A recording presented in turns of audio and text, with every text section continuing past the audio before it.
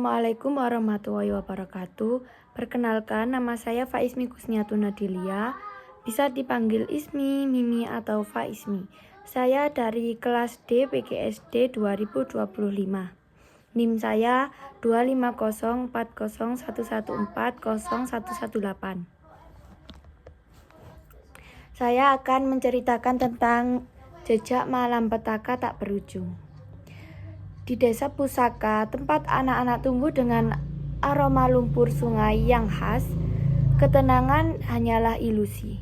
Suatu malam, Bayu, seorang bocah, menyaksikan teror di balik rimbunya pohon. Seekor buaya muncul. Bukan lagi mitos, tapi kenyataan pahit yang mengancam. Saat kedua orang tuanya masih di ladang, Bayu lari menjerit dan segera ditemukan warga.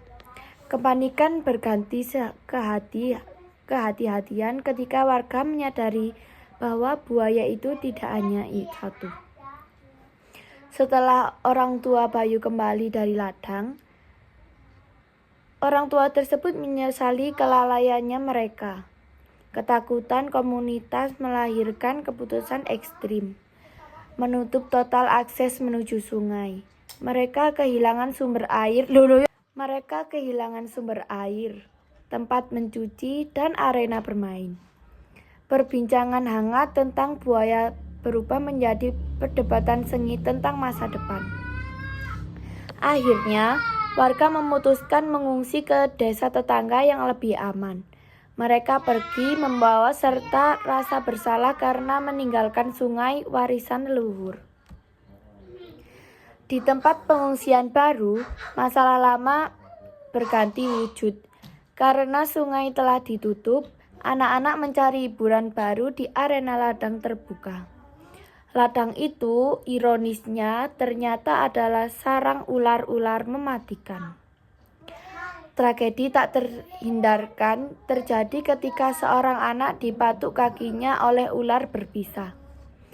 Luka ini memicu desakan.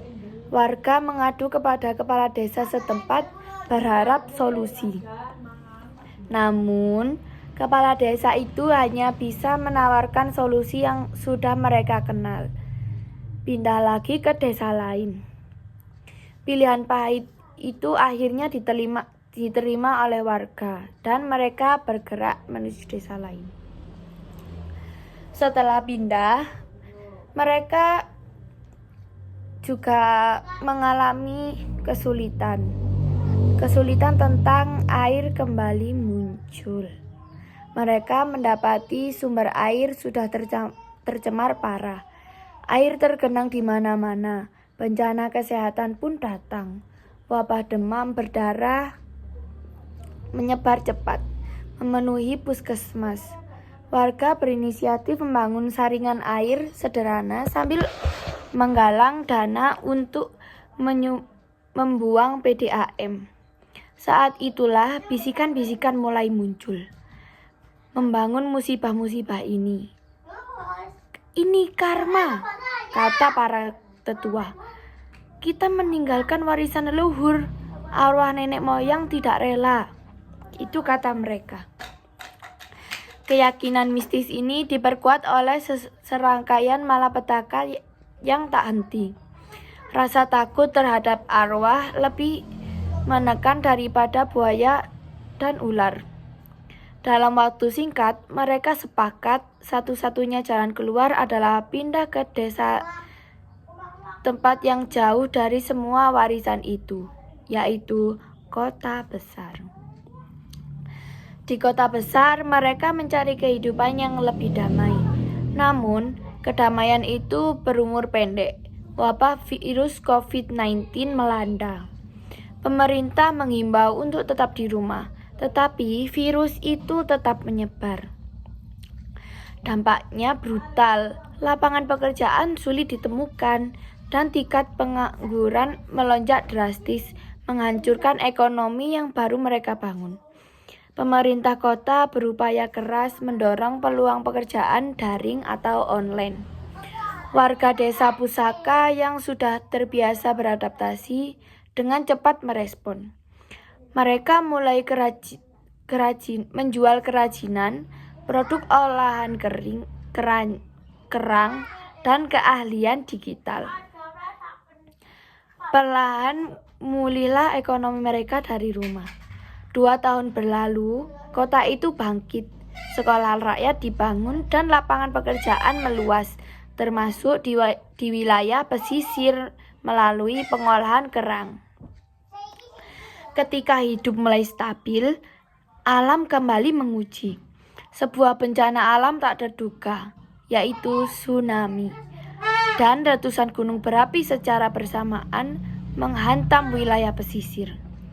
Sekali lagi, mereka menjadi pengungsi, kali ini di dalam hutan, berjuang mencari sumber makanan dan bertahan hidup dengan menanam tanaman pangan.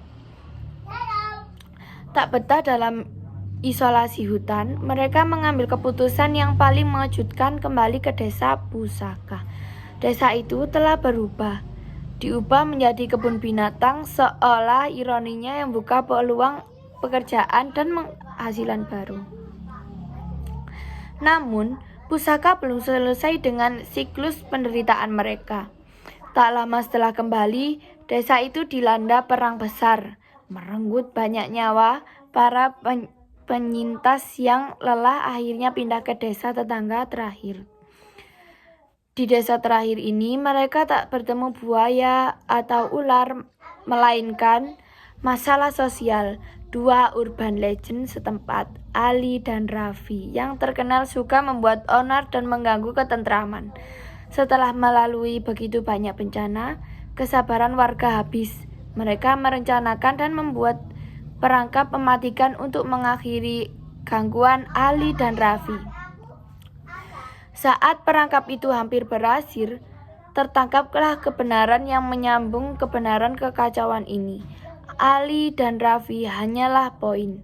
Mereka suruhan dari seorang bernama Ariski yang ambisiusnya ingin menguasai desa tersebut dengan menciptakan kekacauan sosial. Sekian cerita dari saya. Wassalamualaikum warahmatullahi wabarakatuh.